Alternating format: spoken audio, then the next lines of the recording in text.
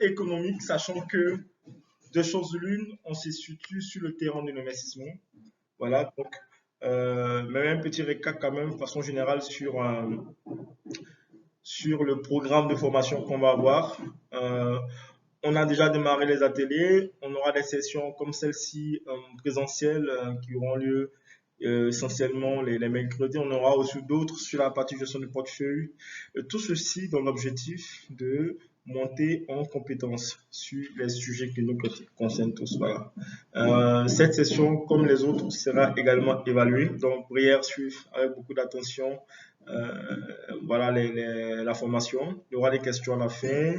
Mais par contre, les questions vous seront transmises par email et vous allez répondre en fait aux questions sur la base de tout ce qui va être dit aujourd'hui. Voilà. Donc, c'était déjà ça que je voulais situer. Là, on a eu une session également sur, je dirais, la crypto avec le robot Dina également qui s'est très bien passé. Vous avez sans doute reçu un email et aussi la création de groupes WhatsApp pour suivre le coaching. Voilà.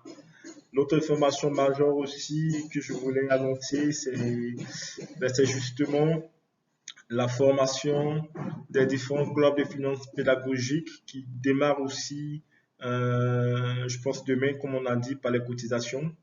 Pour les groupes qui ne sont pas entièrement bouclés à 10, on va admettre de façon assez exceptionnelle en fait qu'on puisse coopter des personnes proches, que vous puissiez recommander des personnes proches qui pourront rejoindre afin qu'on puisse débuter le programme. Voilà. Et comme on l'a dit, les autres, ce sera voilà, pour la candidature qui, voilà, juste partager les différents liens et puis progressivement, à mesure qu'on va évoluer, on pourra effectivement voilà, créer de nouveaux clubs de finances pédagogiques. Tout ceci dans l'objectif final voilà, de monter en compétences financières, à la fois pratiques mais aussi théoriques.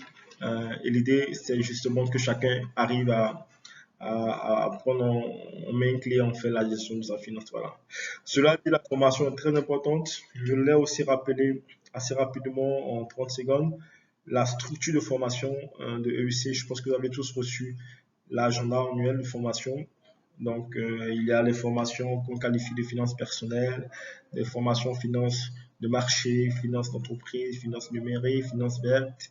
Il y a aussi des formations axées beaucoup plus entrepreneuriat pour tous ceux qui sont dans le programme entrepreneuriat. Voilà.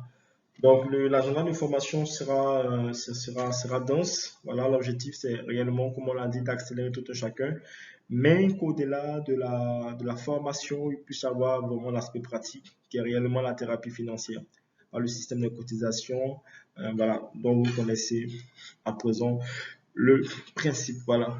Donc sur ce, on va vraiment débuter la formation. Voilà, donc l'objectif donc, de ce cours, c'est connaître d'abord l'environnement dans lequel les entreprises évoluent. En disant cela, il faut juste se mettre à l'idée que lorsqu'on décide d'investir, avant tout, on va investir dans une entreprise, que ce soit l'achat d'une action, d'une obligation, d'une crypto-monnaie, d'un NFT, d'une part immobilière, d'une part de fonds. Tout ça, ce sont des entreprises. Donc déjà ça, c'est important de le noter déjà. Le second objectif, c'est connaître les secteurs. Voilà. Rappelez-vous, on n'investit jamais dans quelque chose qu'on ne connaît pas. Voilà. Pourquoi? Parce que dans la Bible, il est écrit ceci que tout ce qui n'est pas fruit de conviction est péché. Donc, comprenez par là que la conviction vient forcément par la formation. Donc, quand on est convaincu, en fait, on peut investir. Mais c'est très important de comprendre ces secteurs, de comprendre surtout le processus de création de la valeur, de création de la richesse. Et comme on l'a dit, notre objectif final, c'est d'en arriver justement à améliorer le taux d'actionnariat de bancarisation. Étant attendu que le taux d'actionnariat, c'est exactement les personnes, c'est le nombre de personnes qui ont accès aux services bancaires financiers. Et le taux d'actionnariat, c'est le nombre de personnes qui ont accès à un compte titre. Un compte titre, c'est un compte qui va nous permettre de recevoir des instruments financiers. Ça peut être une action, ça peut être une obligation, ça peut être une crypto-monnaie, un crypto-actif. Donc, un token security, un token utility, un NFT. Ça peut être une part immobilière, ça peut être une part d'une société civile immobilière, ça peut être une part de fonds d'investissement. Donc tout ça, ce sont les titres. Ce sont les titres. En général, on les appelle les titres financiers ou les instruments financiers. Donc c'est important déjà, voilà, donc ce cours assez important parce il va poser en fait le cadre global, je dirais même du champ d'application de tout ce on va voir ensemble, mais aussi du champ de la pratique, puisqu'il n'y a pas que le cours, il y aura aussi la pratique. Sachant que l'objectif final, c'est que chacun de nous puisse arriver intelligemment et tout doucement à diversifier, aussi dans la durée, bien sûr, à diversifier son patrimoine, dans la finance de marché, dans la finance d'entreprise, dans la finance immobilière, ainsi de suite. Voilà, tout doucement, tout doucement.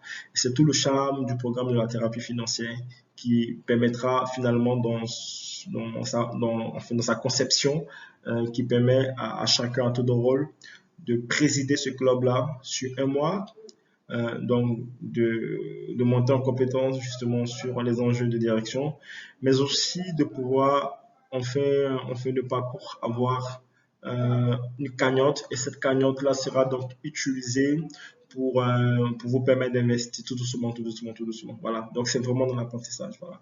Cela dit, pour revenir sur le cours à proprement parler, on verra aussi quand on parle de connaître l'environnement de l'entreprise, il faut aussi connaître les différentes périodes de croissance, puisque une entreprise évolue dans des cycles économiques, donc connaître les indicateurs économiques, leur rôle dans l'économie, connaître les différents secteurs. Voilà. Par exemple, quand on décide d'investir dans le secteur de l'agroalimentaire, est-ce qu'on est dans un secteur cyclique ou pas? Oui, voilà. Donc tout ça, c'est important.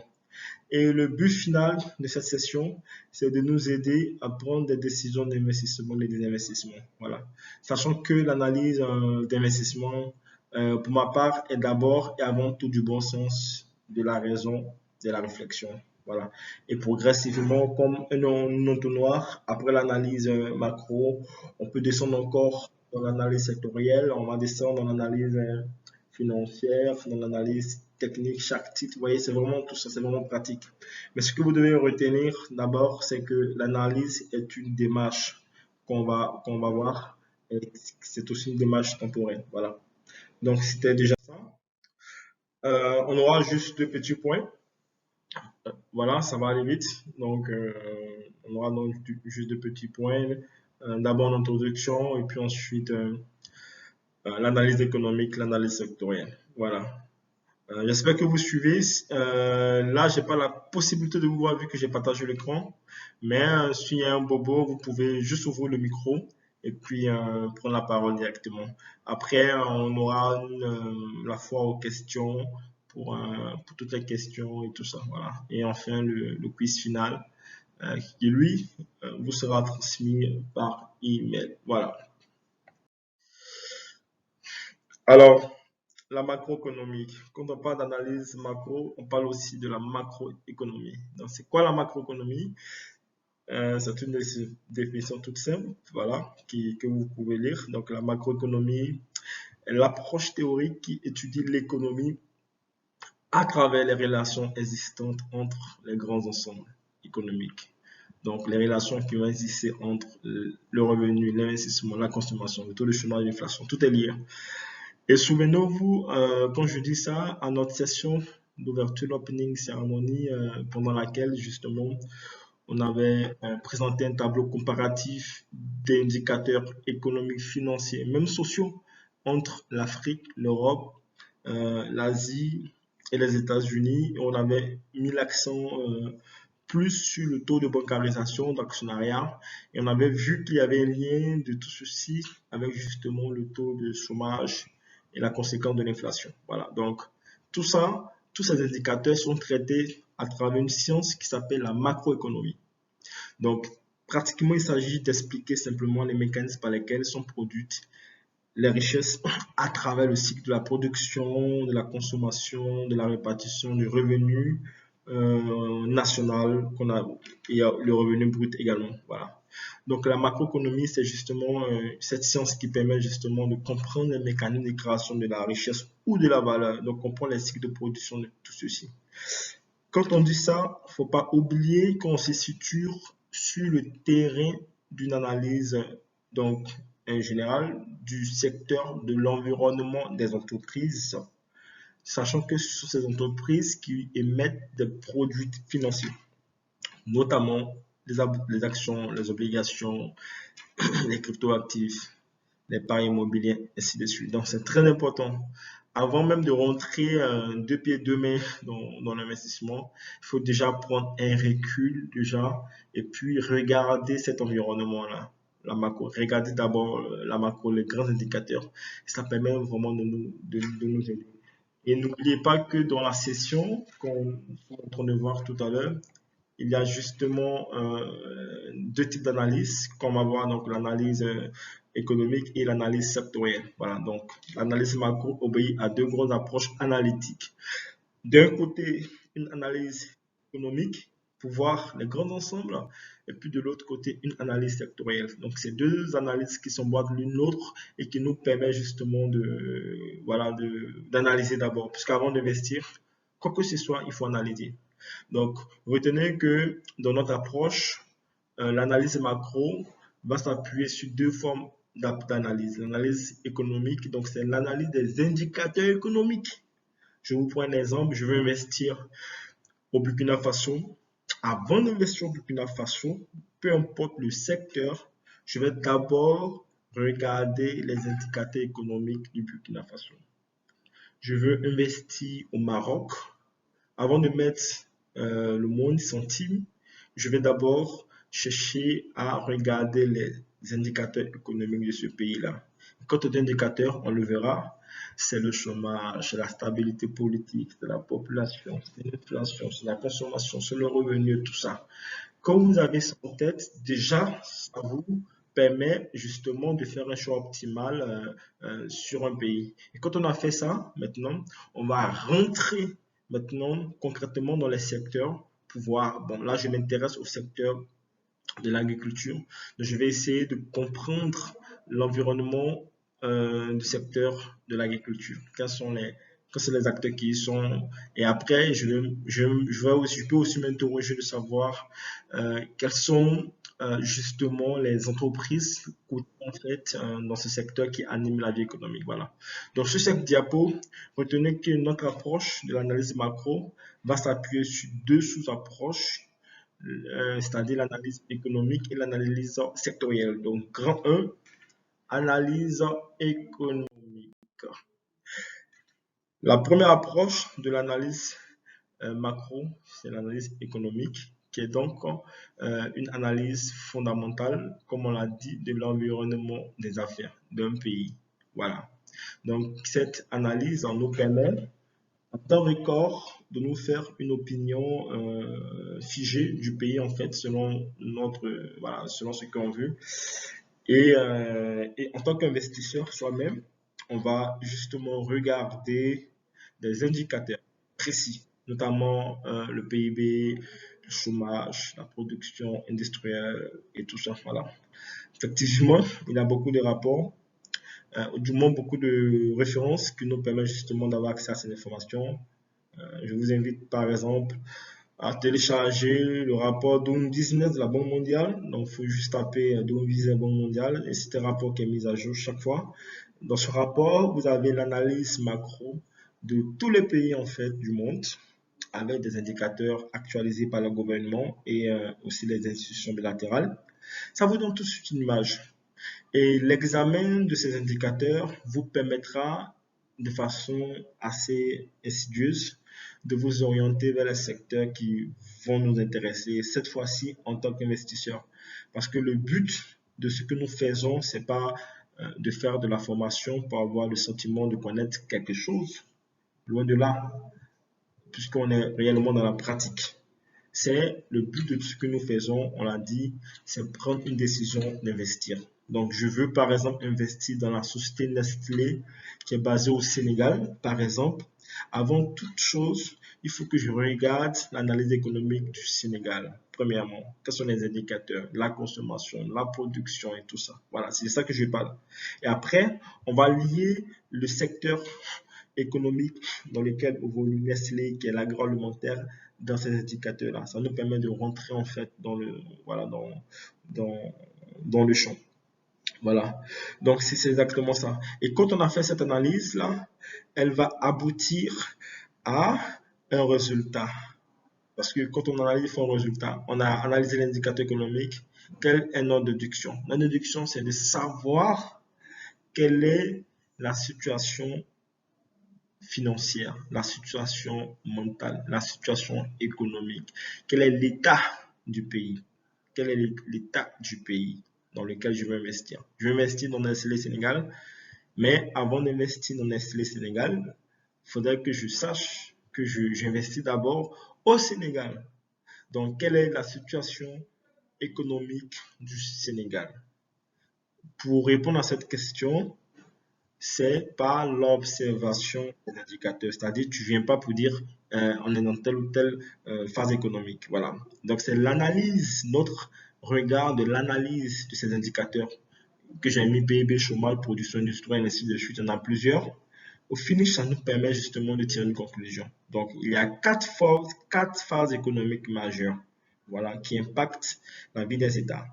Tantôt, le pays se trouve dans une phase de reprise économique, tantôt d'expansion économique, tantôt de récession économique, tantôt de crise économique. Voilà.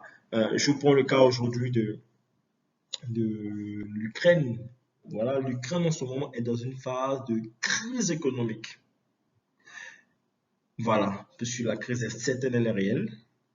Les pays directement affectés par cette crise vont entrer dans une phase de récession, donc un ralentissement de la croissance économique, par exemple. Voilà. Donc, voilà, donc ça c'est un cas concret. Le Mali se trouve aussi dans une crise économique aussi. Voilà. Donc, en disant ça, ça vous donne déjà, ça vous permet de voir, de comprendre déjà ce que je veux dire. C'est très important. Donc, vous, en tant qu'investisseur, en un trait, deux traits, à partir de l'examen des indicateurs, vous devez arriver à dire vous devez arriver à dire concrètement quel est l'état, quelle est la situation de l'état dans lequel état je vais investir. Donc c'est tout le charme de cette session. Voilà. Donc comme on l'a dit, on a quatre grandes phases économiques. Voilà. La première phase, c'est la phase de la reprise. C'est quoi cette phase? C'est une phase qui se produit après une période de dépression. Donc, quand on parle de reprise, ça veut dire qu'on est sorti d'une dépression économique. Pendant une reprise économique, la valeur du PIB en euro trimestriel commence à être positive. Le PIB, c'est la somme, c'est le produit intérieur brut, donc c'est la somme de valeur de la richesse qui a été créée dans un État, par exemple. Donc ça, c'est très, très important ben, que vous puissiez arriver à comprendre justement cela. Voilà. C'est très important. Donc, quand on parle justement quand on parle justement de réponse économique, on fait justement allusion à tout ça. Voilà. Est-ce qu'il y a des questions déjà d'entre deux jeux déjà sur ça? Euh, voilà, l'idée aussi c'est aussi de pouvoir interagir ensemble. Donc voilà. Vous avez des questions particulières déjà?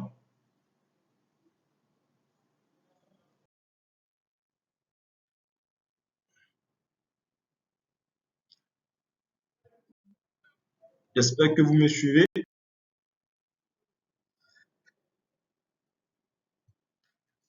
Est-ce que vous avez des questions particulières?